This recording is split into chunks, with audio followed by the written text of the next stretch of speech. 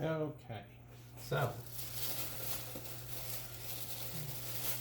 let's just pretend it's several hours later and our dough has done all it's going to do. At this point, it's time to stretch the dough into the final shape, right? And so in your little package of goodies there, you'll notice there was something that's kind of tissue papery. What this is baking parchment. You probably know what that is, but if you don't, it's baking parchment. And that will go right into your oven. Stuff's good to like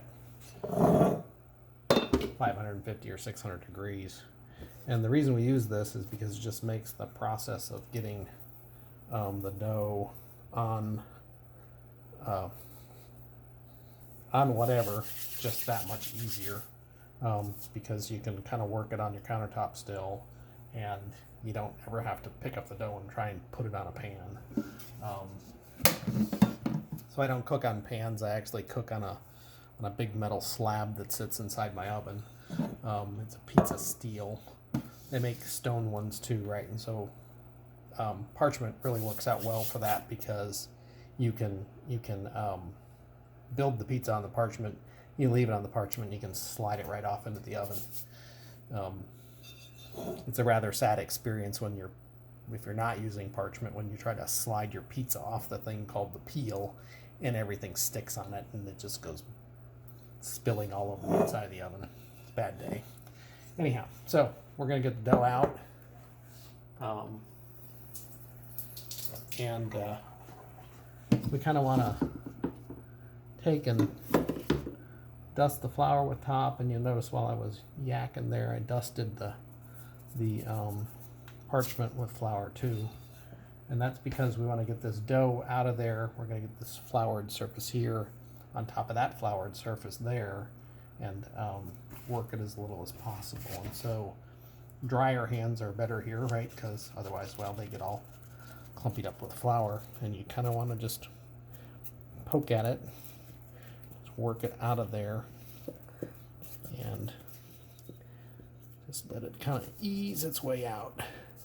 And once again, gas bubbles are your friend, so try not to knock them out of the pizza. Yours will be substantially bigger than this. This one's pretty flat, but it's still got air in it, so we'll be okay. There's still got whatever that gas is in there. And so flour the top. Get some flour on your hands. Try not to make too big a mess. But once again, that's what kids are for.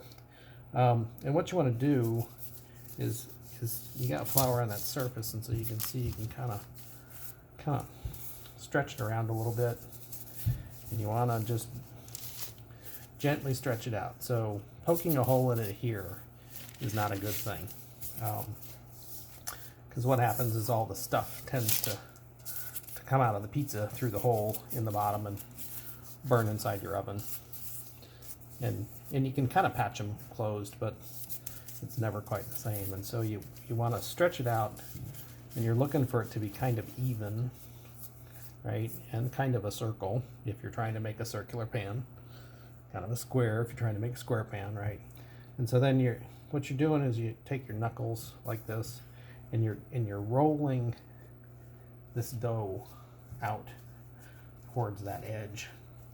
What you're really doing, sticky there, what you're really trying to do is you're really trying to keep all that gas inside the pizza and stretch it out, right? And so when you're rolling, you're basically pushing the gas bubble out towards the edge, and you're making that thing that's around the edge of the pizza.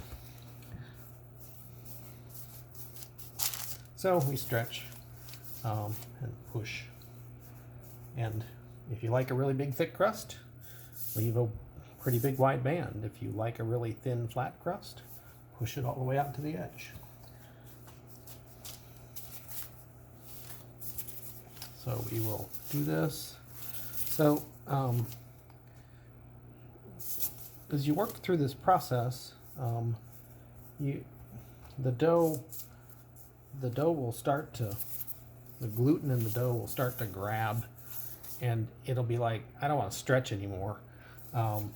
Don't force it, just give it 5 minutes, and then come back at it and do a little bit more until you get it to be the shape you want it, right?